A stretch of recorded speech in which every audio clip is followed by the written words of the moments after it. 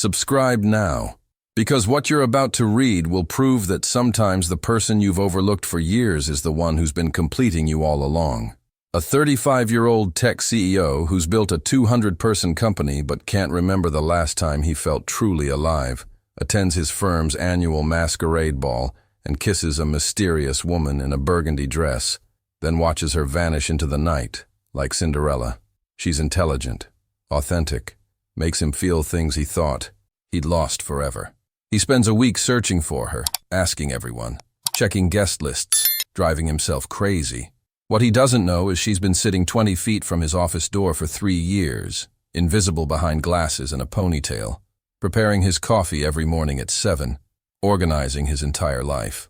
This story has a CEO who finally sees his assistant when she's not wearing her armor of professionalism, the excruciating tension of working together after that kiss when he doesn't know it was her, the moment she confesses and everything changes, and an ending that proves sometimes you have to wear a mask to show who you really are.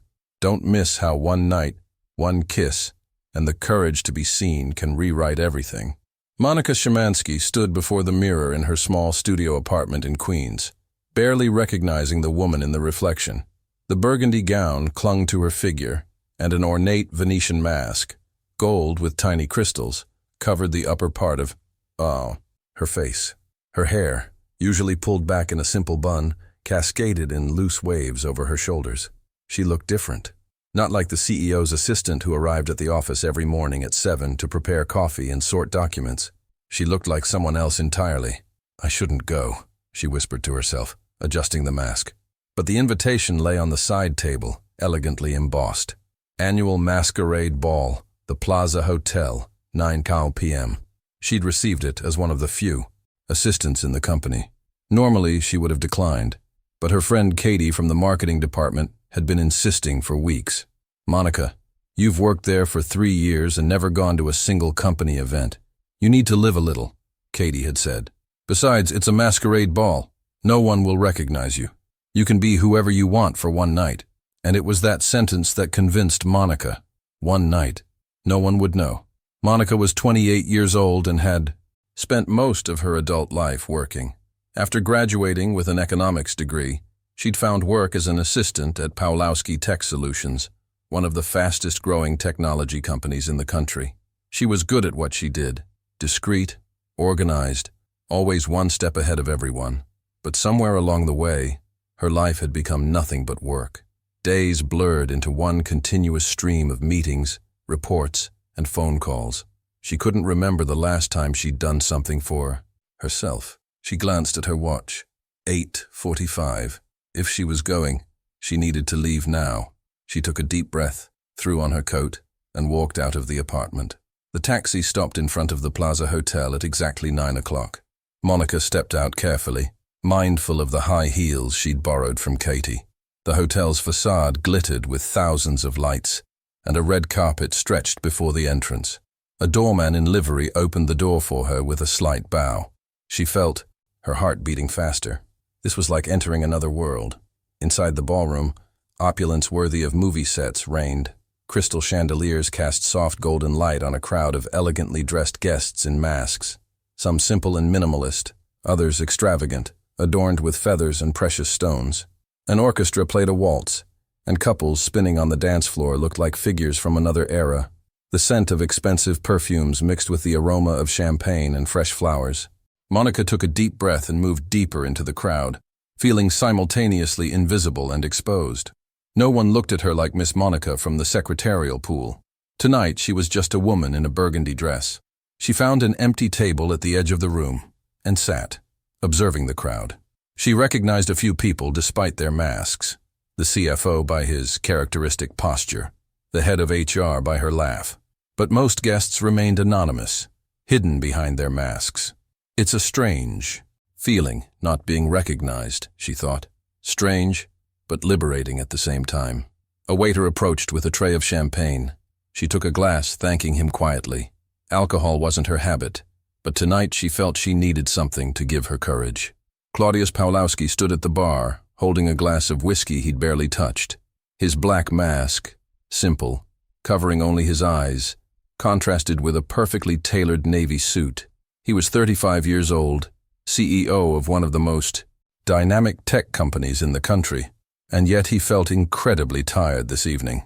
"Claudius, you need to relax a little," said his business partner Thomas, clapping him on the shoulder.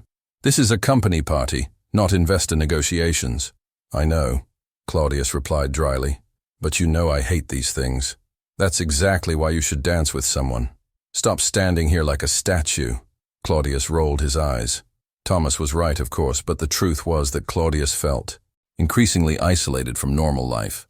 He'd spent the last 3 years building the company, growing it from a small startup to an enterprise employing over 200 people. Success had its price.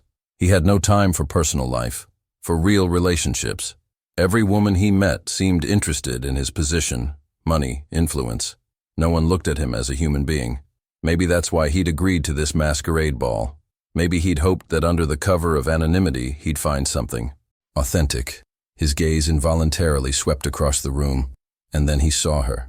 A woman in a burgundy dress stood on the other side of the ballroom, tilting her head slightly as if listening to the music. The mask covered her face, but something in her posture, in the way she held herself to the side, observing everything from a distance, caught his attention. She wasn't laughing loudly like other guests. She wasn't trying to stand out. She was simply present, quiet, mysterious. She was like a question he suddenly wanted to know the answer to. Before he could think it through, his legs were already moving toward her. Monica felt someone's presence behind her before she heard the voice. "Good evening." She heard a deep, calm voice that sent a shiver down her spine. She turned around and froze. Before her stood a man in a black mask, tall with broad shoulders and a confident demeanor.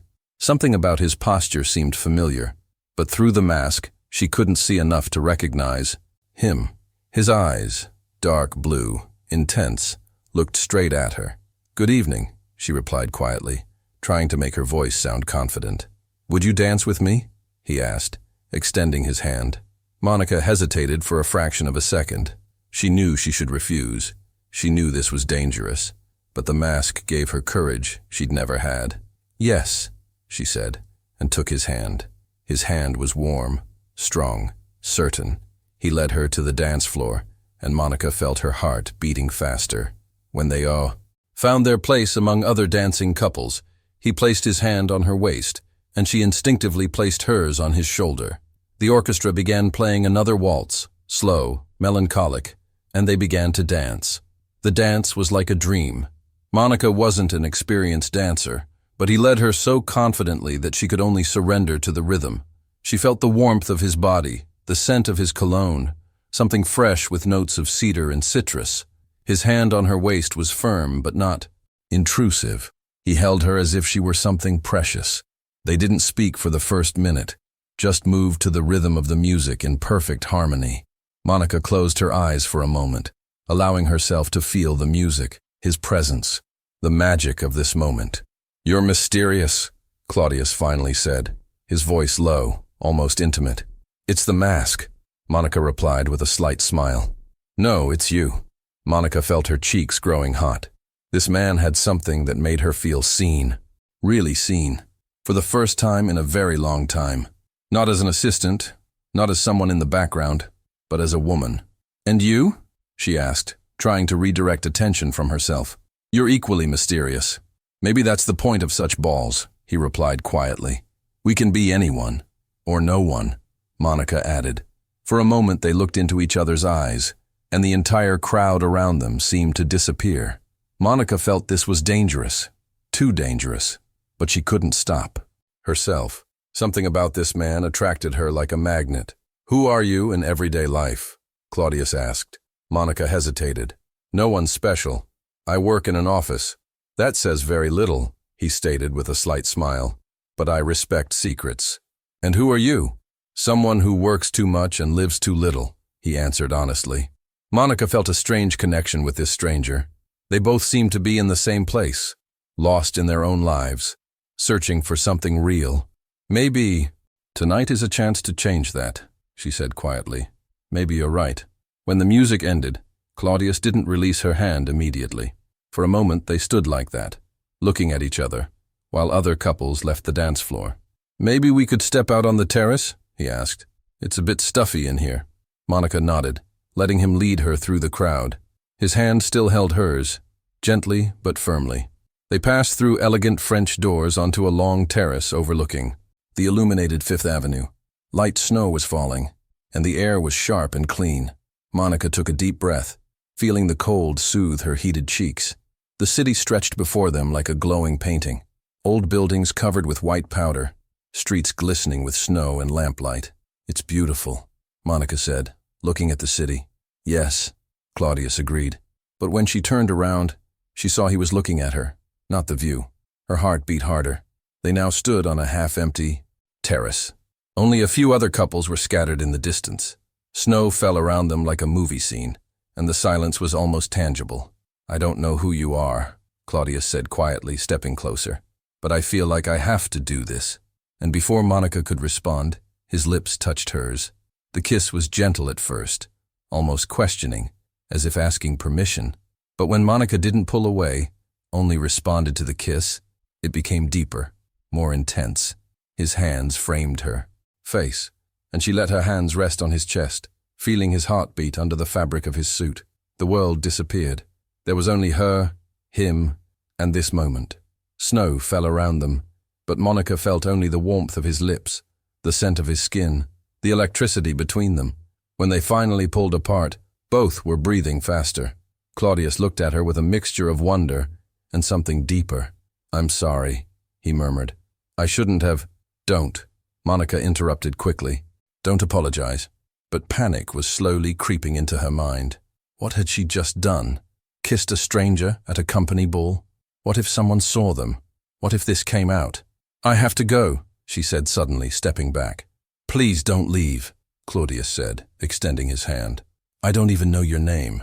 "It's better this way," Monica replied, feeling tears rising to her eyes.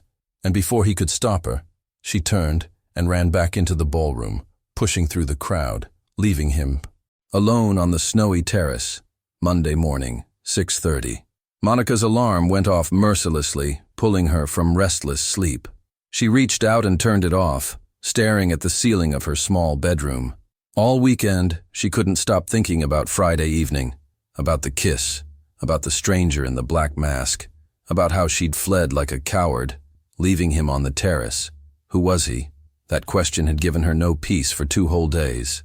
She got out of bed, feeling a weight in her stomach. Today she was returning to work, to reality, to her desk on the 23rd floor, to sorting documents, to preparing coffee for CEO Pawlowski, to being invisible. She showered, dressed in her usual office wardrobe, black skirt to the knees, white blouse, grey blazer. She pulled her hair back in a simple bun, put on modest glasses. In the mirror, she saw the same Monica she saw every day. The woman from the masquerade ball had disappeared, as if she'd never existed. But deep inside, Monica knew something had changed. She'd tasted freedom, even if only for a few hours, and that taste was bittersweet. She arrived at the office at 7:15, as always.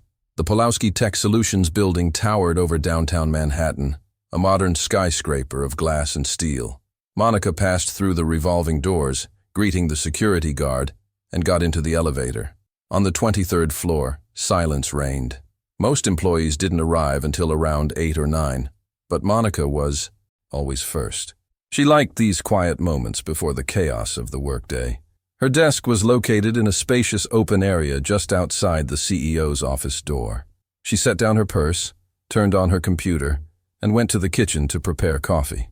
CEO Pawlowski always asked for coffee at 8 a.m. Black, no sugar, with a touch of milk.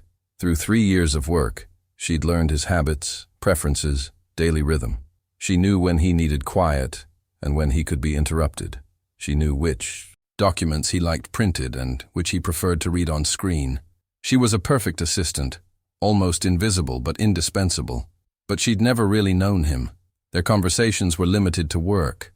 He said good morning. She responded good morning. He asked for something. She executed it. That was their relationship, professional, distant, safe. She returned to her desk with the coffee and began reviewing emails. The CEO's calendar was packed with meetings. A morning video conference with investors from Germany.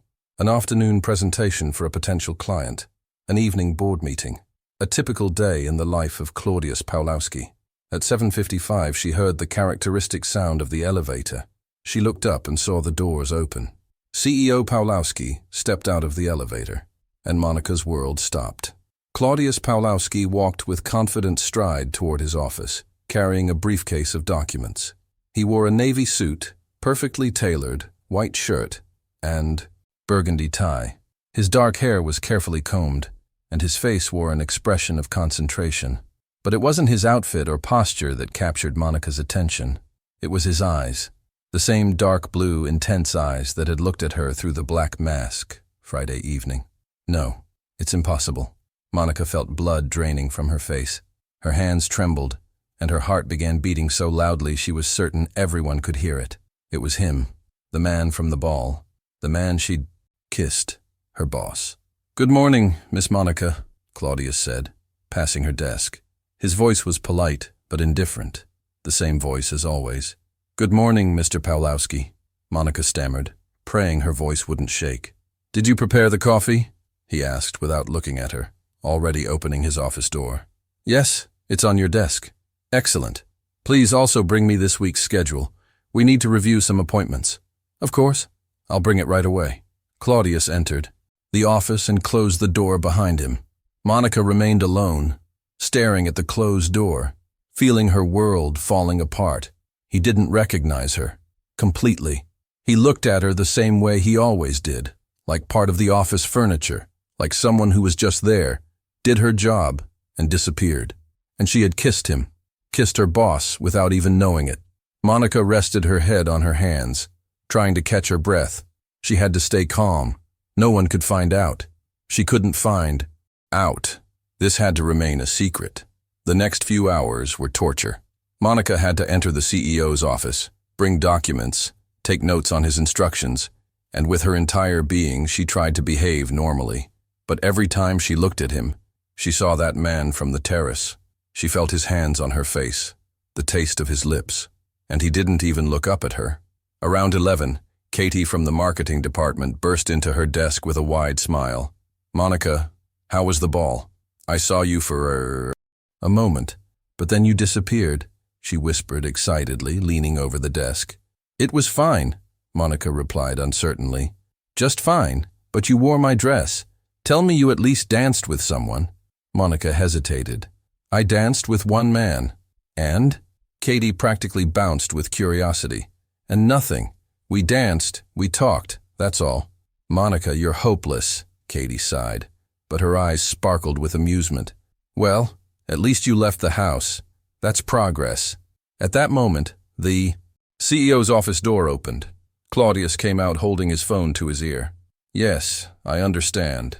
Please send me that data by end of day," he said to someone, passing Monica's desk. Katie immediately straightened up, and Monica froze. But Claudius didn't even glance in their direction, continuing his conversation and heading toward the conference room. When he disappeared around the corner, Katie breathed. "He's incredible, isn't he?" she said quietly. "Handsome, intelligent, rich.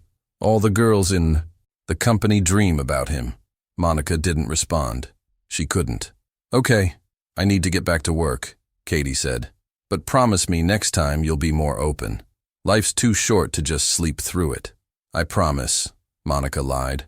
That afternoon, while preparing documents for the board meeting, Monica heard the intercom ring. "Miss Monica, please come to my office," Claudius's voice said. Her heart jumped to her throat. He's figured it out. She took a deep breath, grabbed a notepad and pen, and knocked on the door. "Come in." She entered the spacious office. Claudius sat behind a large mahogany desk, reviewing reports on his laptop. Behind him stretched a panoramic view of Manhattan, the city glittering in winter sun. "Please sit," he said without looking up from the screen. Monica sat in the chair before the desk, clutching the notepad convulsively in her hands. "I need to reschedule several meetings this week," he began, still looking at the screen. "Friday's meeting with the, client from Boston. Please move it to next week. Wednesday's lunch with Director Kowalski. That can stay." He paused mid-sentence and finally looked up at her. And then something changed.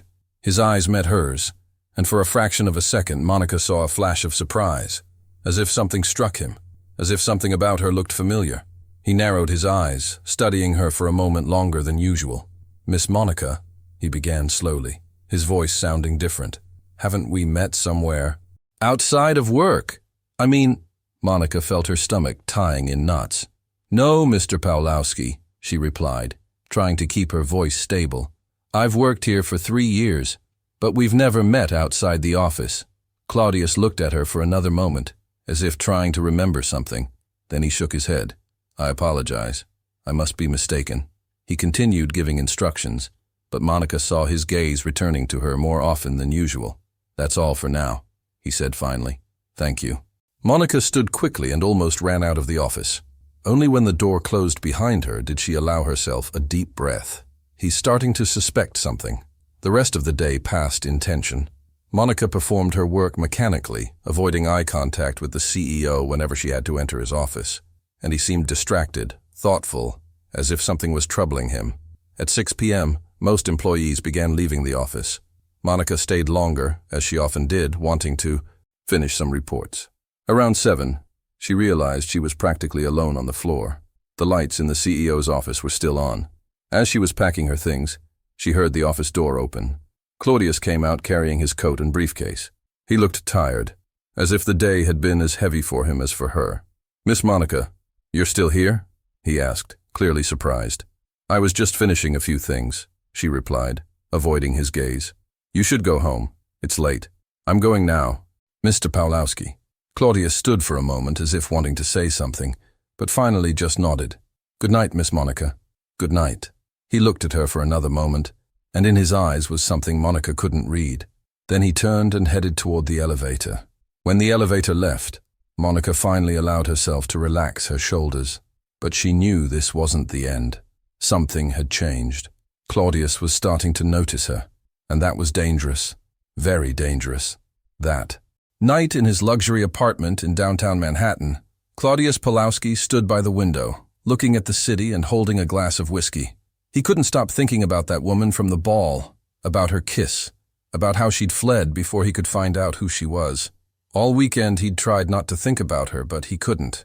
And today, when he looked at his assistant, something about her seemed familiar. Something in the way she held her head, in her voice, in her eyes. But it was impossible. Miss Monica was quiet, modest, almost invisible. And the woman from the ball was full of mystery, charm, confidence. They couldn't be the same person, and yet he couldn't shake that feeling. He took a sip of whiskey and closed his eyes, remembering the kiss on the terrace. He had to find her. He had to find out who she was, because since that one night, he couldn't stop thinking about her. Wednesday morning, 7 a.m. Monica sat at her desk, reviewing the CEO's calendar for the coming week. 2 days had passed since Monday, but the tension in her body hadn't eased even a bit. Every encounter with Claudius Pawlowski was torture. She tried to behave normally, but she felt his gaze on her more often than ever before. Something had changed. He was starting to notice her, and that was the last thing Monica needed. Yesterday, Tuesday, she'd had to enter his office 3 times with documents. Each time she felt his eyes rest on her a moment longer, as he studied her face, as if trying to solve a puzzle. And then he'd turn away, furrowing his brow, clearly focused on something else. Monica knew it was only a matter of time before he connected the facts. The elevator doors opened at exactly 8. Claudius stepped out, as always, elegant in a dark suit, this time gray with a navy tie. But today he looked different. Fatigue was visible on his face, as if he hadn't slept all night. "Good morning, Miss Monica," he said, stopping at her desk. "Good morning, Mr. Pawlowski," Monica replied without looking up from her computer. "Did you prepare the documents for today's board meeting?" "Yes. Everything is ready. Printed copies are on your desk, and I emailed the electronic versions." "Excellent." But there was a moment of silence during which Monica felt he was still standing there. Finally, she looked up. Claudius was looking at her with a strange expression, as if trying to understand something, as if fighting with some thought. "Is something wrong, Mr. Pawlowski?" she asked quietly. "No, nothing. He began, but stopped. "Could you come to my office for a moment? I need to talk to you." Monica's heart beat faster. Of course. She followed him into the spacious office. Claudius closed the door behind them, which was unusual. He usually left it open during conversations with employees. Monica felt tension rising. "Please sit," he said, indicating a comfortable armchair before the desk. She sat, keeping her hands folded on her knees, trying to look calm. Claudius didn't sit behind the desk as usual. Instead, he leaned against its edge, standing right in front of her. This positioned him dominantly, but also more personally. "Miss Monica, you've worked for me for 3 years, correct?" he began. "Yes, Mr. Pawlowski. And in that time, you've always been an excellent employee. Discreet, professional, reliable." "Thank you," she replied uncertainly, not knowing where this was going. "But I realize I know very little about you," he continued, looking at her intensely. "You know everything about me, my habits, preferences, schedule, and I know almost nothing about you." Monica felt her palms getting damp. "That's part of my job, Mr. Pawlowski, being discreet. Of course. But I'm curious." He paused. "Were you at Friday's masquerade ball?" The question hung in the air like a time bomb. Monica felt her heart pounding in her chest. She could lie. She should lie. But something in his look told her he already knew, or at least suspected. "Yes, I was," she replied quietly. Claudius tilted his head, studying her. "Strange. I don't remember seeing you there. There were a lot of people, and everyone had masks." "True." He took a step toward her, and Monica had to restrain herself from stepping back. "But I met a certain woman there. I danced with her, and I can't stop thinking about her." Monica didn't know what to say. Her mind was screaming for her to run, but her body refused to obey. She wore a burgundy dress, a gold mask, and when she spoke, her voice was familiar. Claudius continued. He now stood directly in front of her, looking straight into her eyes. "So familiar that I can't stop thinking I know her." "Mr. Pawlowski, Monica began, but her voice broke. "Please tell me the truth, Monica." He said her name differently than usual, softly, almost intimately. "It was you." A long silence filled the office. Monica looked into his eyes and knew she couldn't lie anymore. Not to those eyes, not to this man who looked at her as if trying to see into her soul. "Yes," she finally whispered. "It was me." Claudius stepped back, as if the information struck him physically. For a moment he stood in silence, processing what he'd heard. Then he turned away, rubbing his face with his hands. "You," he said finally, his voice a mixture of disbelief and something else. "All this time, it was you." "I'm sorry," Monica said quickly, standing from the armchair. "I didn't know it was you. If I'd known, I never would." "You didn't know," he interrupted, turning to her. "For 3 years you've worked for me and you didn't recognize me. You had a mask," Monica defended herself, "and we've never talked like that before. So personally, here you're my boss. There you were, just a man." Claudius looked at her for a long moment. Then he began pacing the office, as if trying to organize his thoughts. "All week I couldn't stop thinking about her," he said, more to himself than to her. "About the woman who ran away, who kissed me, and then disappeared like a ghost. I tried to find her. I asked people, checked the guest list, and she was right under my nose the whole time." Monica felt tears rising to her eyes. "I'm sorry. I really am. I shouldn't have gone there. I shouldn't have." "Why did you run?" he asked suddenly, turning to her. "Why didn't you stay? Why didn't you tell me who you were?" "Because I was scared." Monica felt something break inside her. "Because it was too beautiful to be true." "Because I knew the next day I'd go back to being just Miss Monica, the assistant you don't even notice. Because for one night I could pretend I was someone else." Her words hung in the air, and the silence that followed was oppressive. Monica covered her mouth with her hand, not believing what she'd just said. She'd just revealed her deepest feelings to the man who was her boss. Claudius looked at her with an expression she couldn't read. "You think I don't notice you?" he said finally, quietly. "What? You think for 3 years I haven't seen how hard you work? How you're always first in the morning and last in the evening? How you remember everything I forget? How you take care of the smallest details so everything runs smoothly?" Monica looked at him in astonishment. "I saw you, Monica. Maybe not the way I should have, but I saw you." He approached her closer, and she stepped back until her back touched the wall. "And now that I know it was you," he continued, his voice becoming lower, more intense, "I can't stop thinking about it, about that kiss, about how I felt alive for the first time in a very long time." "Mr. Pawlowski," Monica whispered. "Claudius," he corrected. That night you called me by my first name. That was a mistake. Was it? He asked, stopping right in front of her. Or still is. Monica couldn't breathe. He stood so close she felt the warmth of his body, the scent of his cologne. The same eyes that looked at her Friday now looked at her, without a mask, and she saw in them the same desire, the same intensity. "This can't happen," she said, but her voice trembled. "I'm your employee. It would be unethical, unprofessional." "You're right," Claudius agreed, but he didn't step back. "It would be complicated, very complicated, and unwise, very unwise." But despite those words, neither of them moved away. The tension between them was tangible, electric. Monica felt her breathing quicken, her body reacting to his closeness. Against her will. "Monica," Claudius said quietly, raising his hand and gently removing her glasses. Without them she was different, more open, more vulnerable. "I need to know. What you felt that night, was it real?" Monica closed her eyes, fighting with herself. She could lie. She should lie.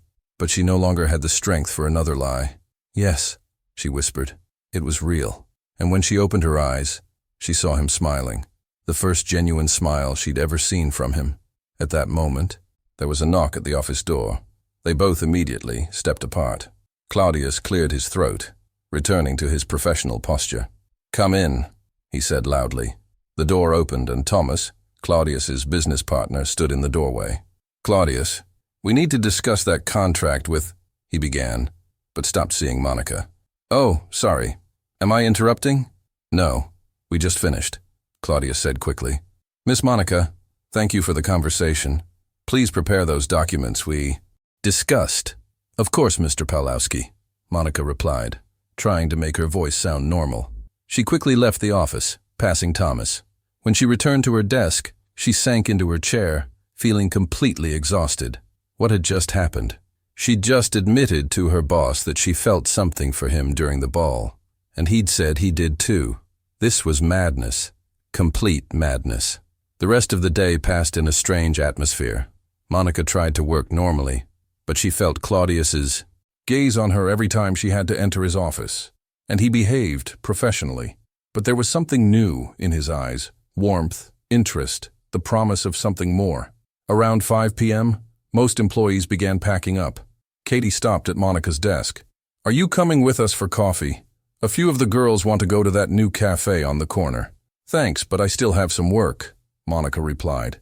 "You always have work," Katie sighed. "But it's your choice. See you tomorrow." When the last employees left the floor, Monica remained alone. The lights in the CEO's office were still on. She knew she should leave, go home, maintain distance. But instead, she continued sitting at her desk, finishing a report that wasn't even that urgent. At 6:30, the office door opened. Claudius came out with his coat draped over his arm. "You're still here," he stated, but this time it sounded different, soft, with concern. "I was just finishing a few things." "Monica," he stopped at her desk. "You need to stop staying so late. It's not healthy. I like being busy." "I know, but he began, then looked around, making sure they were really alone. "I'd like to continue our conversation, somewhere outside the office." Monica looked up at him. "That's not a good idea." "Probably not. But I'm asking anyway. Just coffee. A conversation as two people, not boss and employee." Monica knew she should refuse, that this was crossing a boundary that protected them both. But when she looked into his eyes, she saw in them the same thing she felt, a need to understand what was happening between them. "All right," she said quietly. "Just coffee." He smiled with that same smile that made her heart beat faster. "I know a place not far from here. A small, quiet cafe. No one will recognize us there." 20 minutes later, they sat in a small cafe in Brooklyn, far from downtown and the office. The place was cozy, with wooden tables and soft, warm light. At this hour, it was almost empty. Just a few. People sitting in different corners, absorbed in their books or laptops. Claudius ordered coffee for both of them, and they sat at a corner table, away from the window. For a moment they sat in silence, each not knowing where to start. Finally, Claudius spoke first. "I'm sorry about this morning. For the pressure. I shouldn't have pushed you like that." "No, it's good you did," Monica replied. "I couldn't live with that secret anymore. I understand why you didn't tell me right away. You must have been terrified. I was. I still am. Claudius reached across the table as if to touch her hand, but stopped himself at the last moment.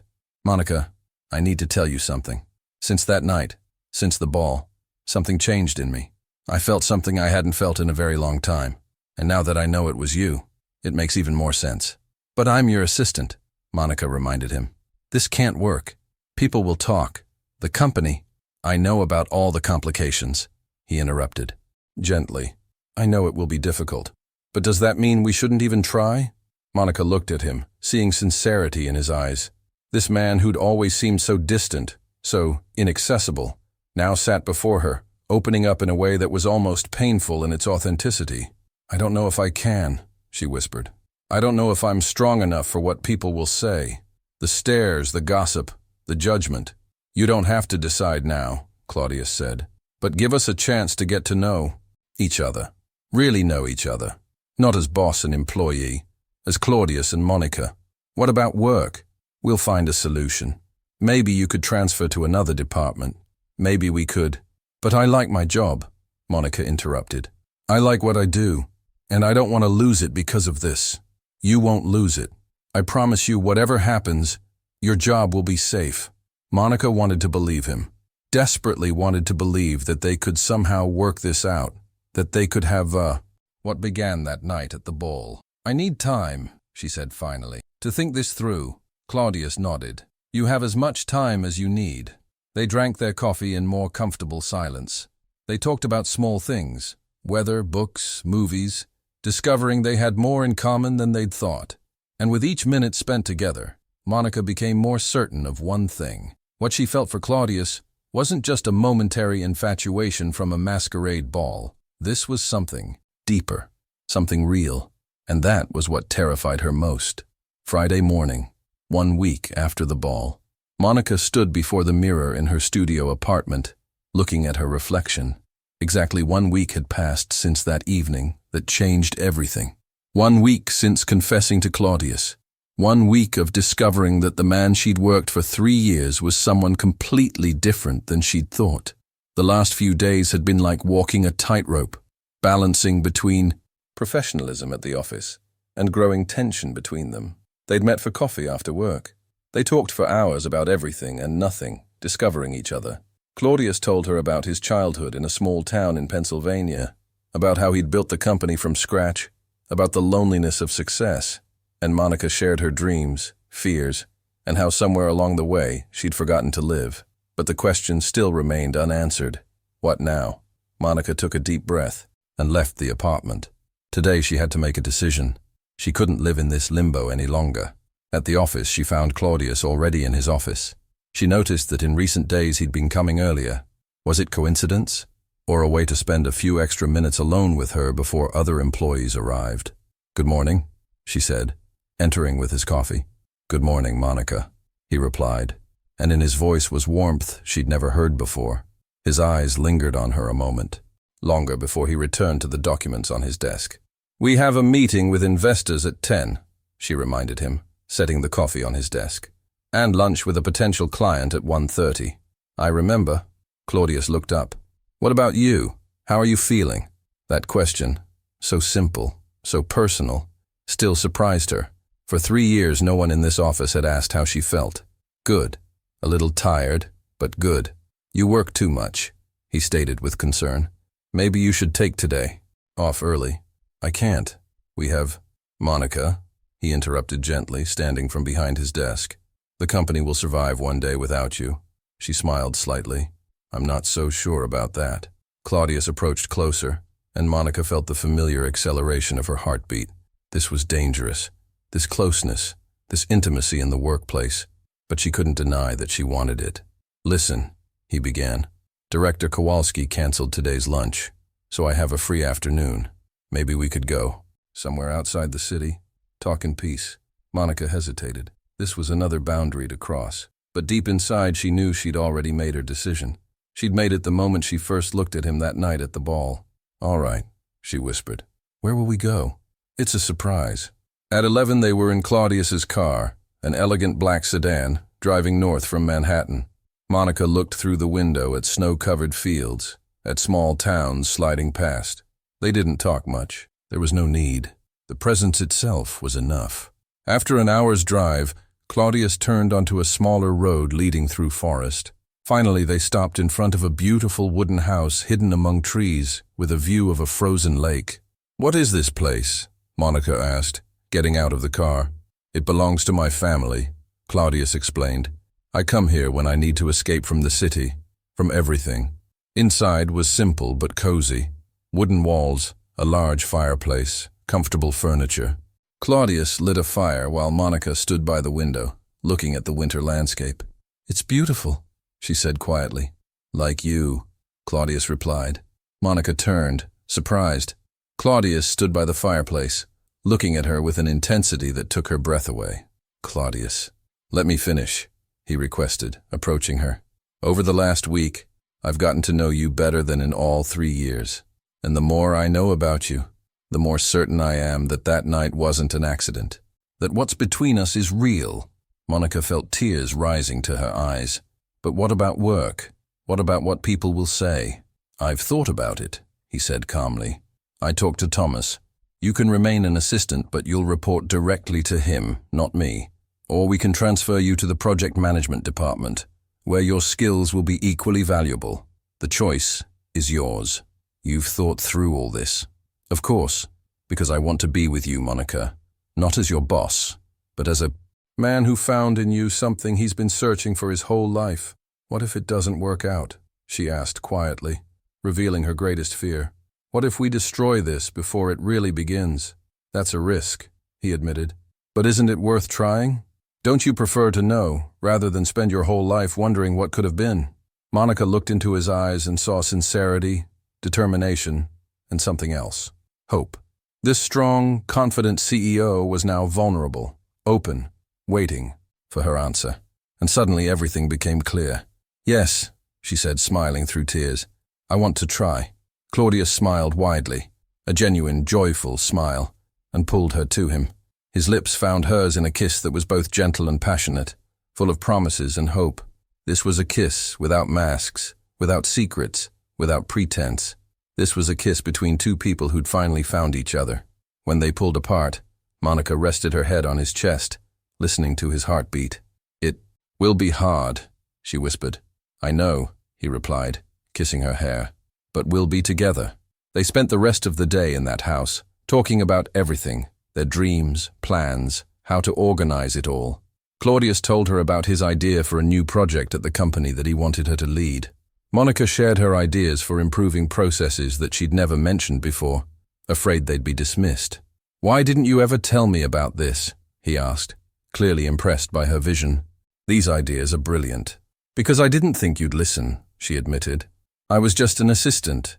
"You were never just an assistant," he said firmly. "You were the heart of that company. I was just too blind to see it." As the sun began to set, painting the sky in shades of pink and gold, they sat together on the couch before the fireplace, wrapped in a warm blanket. Monica felt safe, happy, free.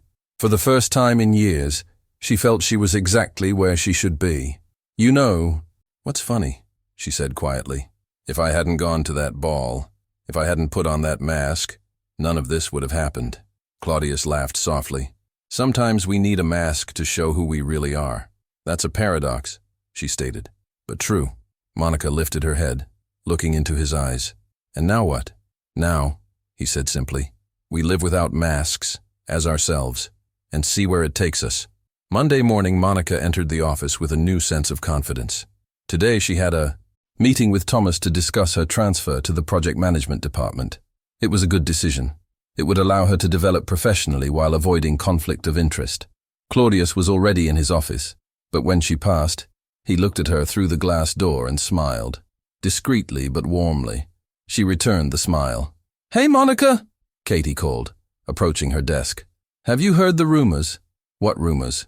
Monica asked, feeling slight tension. "Apparently the CEO is seeing someone." Katie was clearly excited. "No one knows who.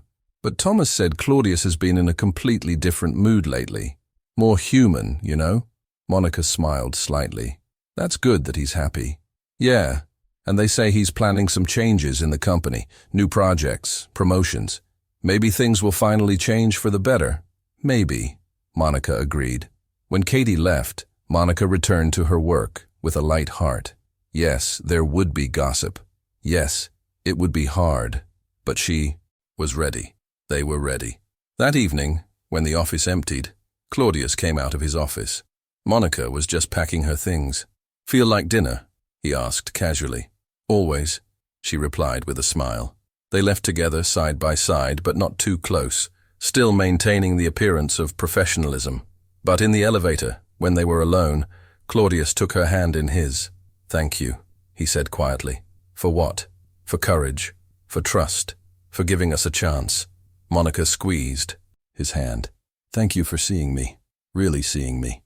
When they exited the building onto the winter Manhattan street, snow began falling again, just like that night after the ball. But this time, they didn't have to wear masks. This time, they could just be themselves. Claudius and Monica, a man and woman who'd found each other in the most unexpected way. And though the future was uncertain, though challenges awaited them around the corner, they had something they didn't have before. They had each other, without masks, without secrets, without fear.